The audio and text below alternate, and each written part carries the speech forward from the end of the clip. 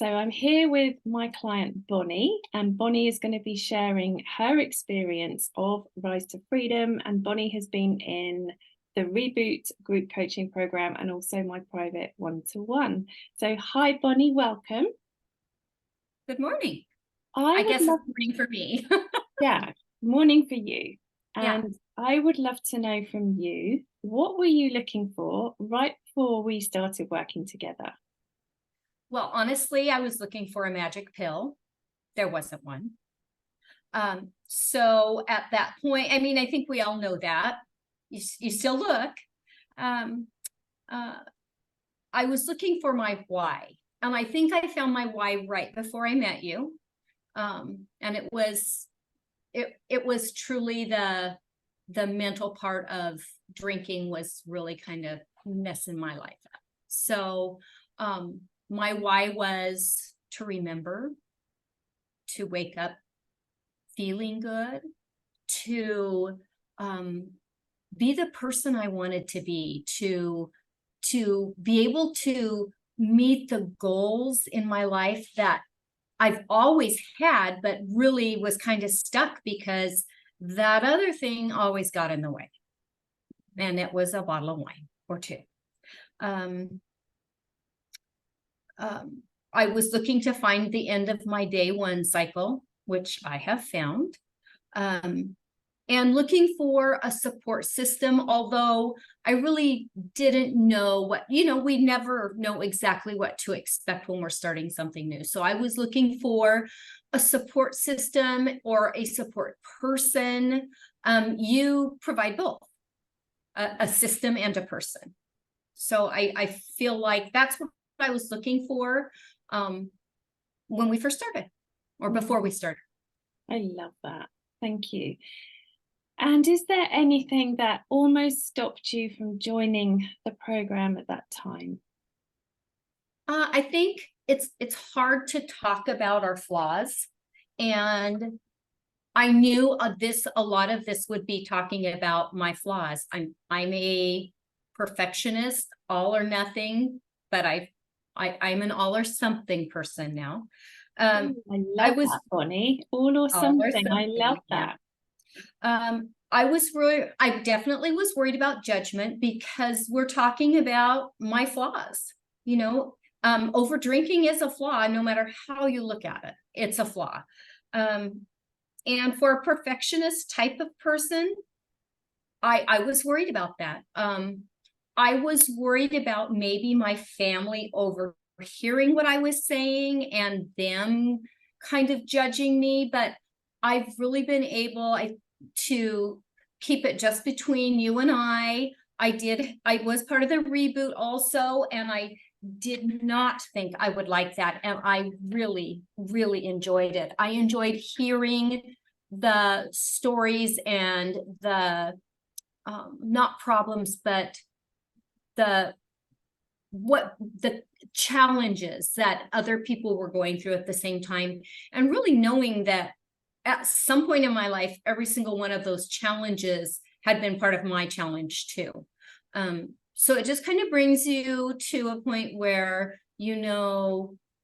everybody that's in this, there are a lot of similarities for all of us. And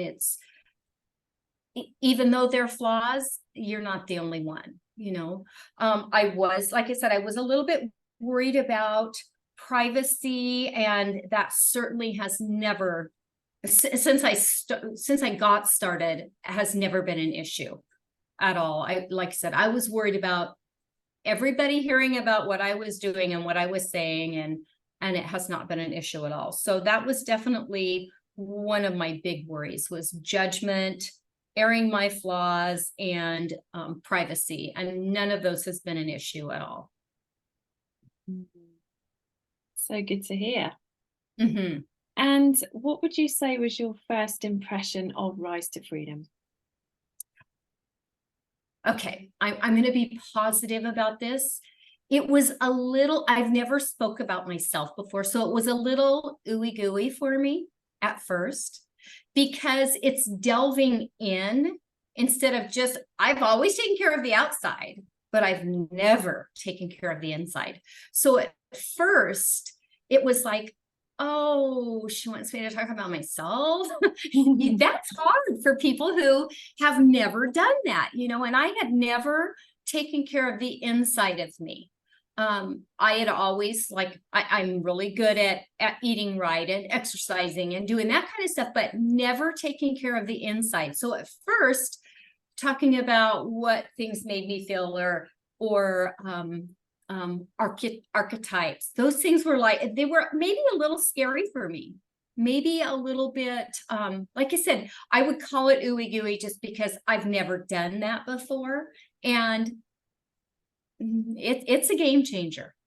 It is a game changer. I'm just looking at a few notes here. But yeah, just hard to look at the problems inside your head rather than just what's on the outside. Yeah. And I so appreciate you sharing that, because I don't think I've ever had anyone talk about that. So that's useful for me to hear as well. Oh, good. Yeah, thank you. So I would love to hear a few of the results that you've achieved while we have been working together. If you could just share those, that would be amazing. Okay. I feel like besides staying alcohol free, I am almost 6 months right now. And I have had one experiment. I shared a bottle of wine with my husband one night. I think one of the big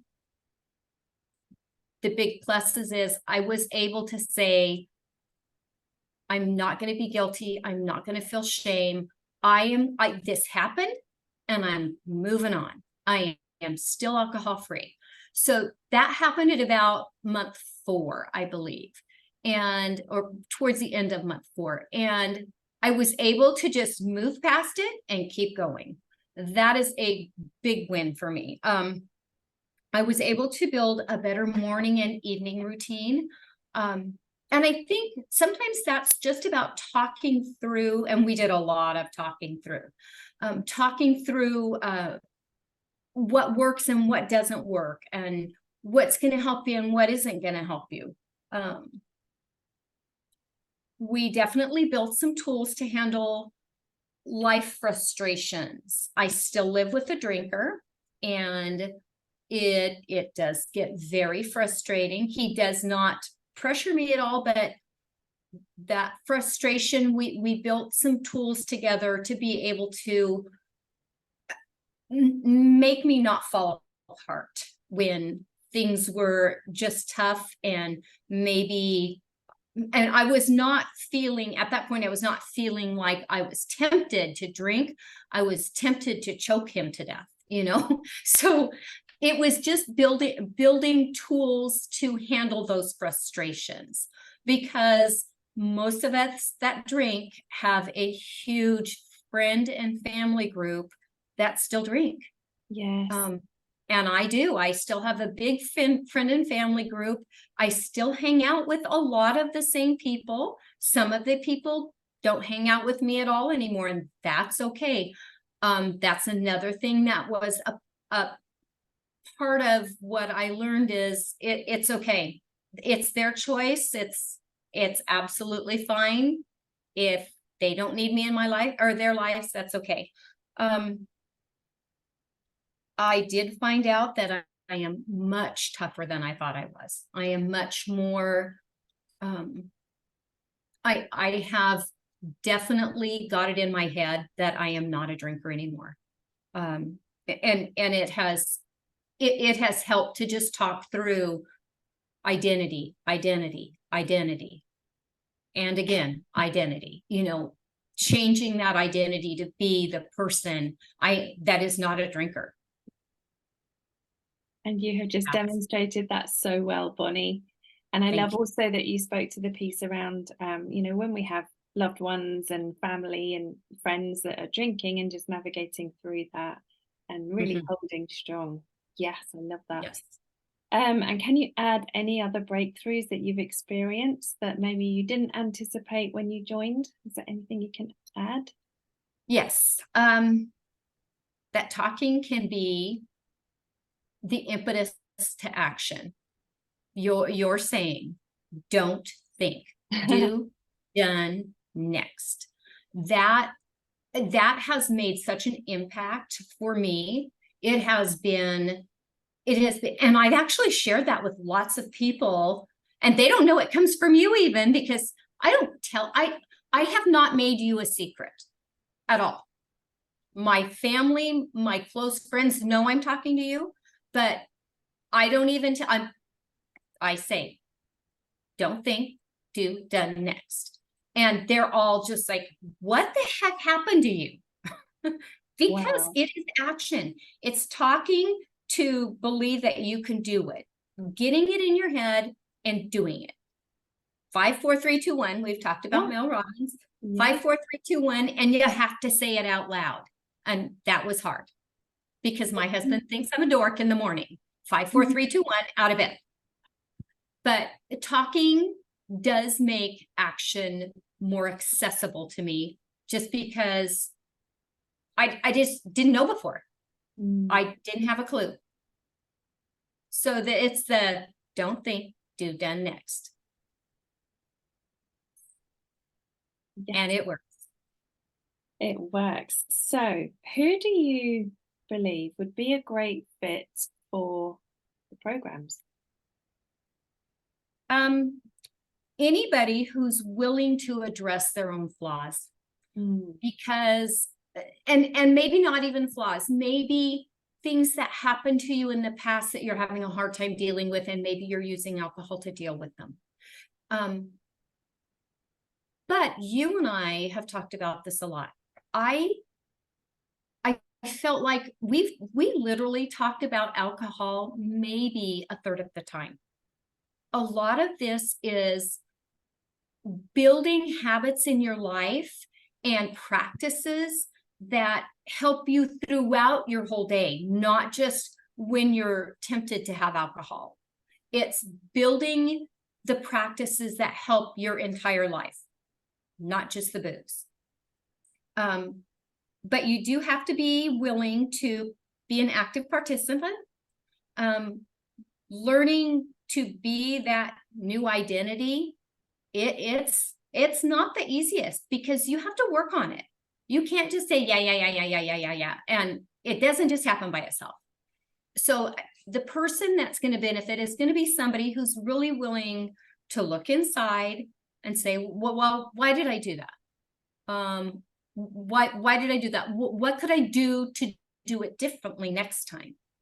Because if you're not willing to do that, you're just not going to go anywhere. You do have to be willing to say, it's time, but let's fix this, and look inside, make changes inside. Like I said, I'm great at the outside. I've done it for my whole life. You've got to make changes on the inside, because that's where the problem's at. It's not on the outside. And be willing to be somebody that will adopt a new identity. You can't be the same person that you were when you were drinking. It doesn't work both ways. You have to be able to adopt that new identity. And I don't know that I'm super solid in my identity yet. And that's why I'm going to continue on with you. I feel like at this point, it's a work in progress. I do feel like I can look in the mirror and I don't see a drunk anymore. I see me. I see a much stronger person, a much happier person, a much more settled person. I can look at my children and feel like they're proud of everything I do, not just what I help them with, but proud of everything I do. I'm proud of everything I do, which is something that's a big task right there. But I think being able to adopt that new identity it was a major part of the work we did. So you have to be willing not to be the same person you were walking into it. Yeah. So true. And finally, I think this is my last question. Yeah, what words of wisdom can you share with someone who just might be overthinking it? thinking it of it. It's like I'm sitting on the fence, umming and ahhing, shall I, shan't I? What would you say? Don't think, do done. That's number one. Yeah. Be willing to be authentic. I don't feel like I pretended one single word with you.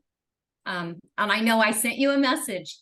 I sent you a message when I drank, the one time I drank, and said, I'm sending it to you now because I don't know that I'll be willing to tell you later on. I remember. So be willing to be authentic.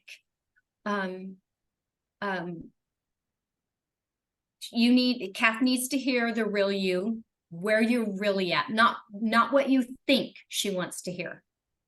She needs to hear who you really are, who you want to be, and that you're willing to move on.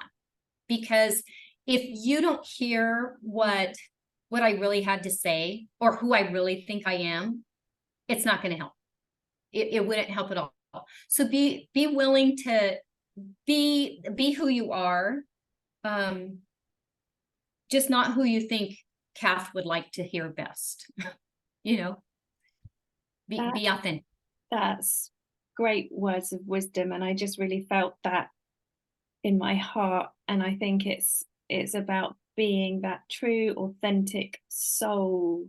The soul part of you, the real part, needs to have that voice, doesn't it? Because Absolutely. And that's who your new identity needs to be too. Yes. You can't pretend. Yes. You have to be that person. Thank you so much, Bonnie, for sharing your experience. I'm super grateful to you, and I'm just so happy and proud to be sharing this journey with you. So thank you. Thanks, Kath.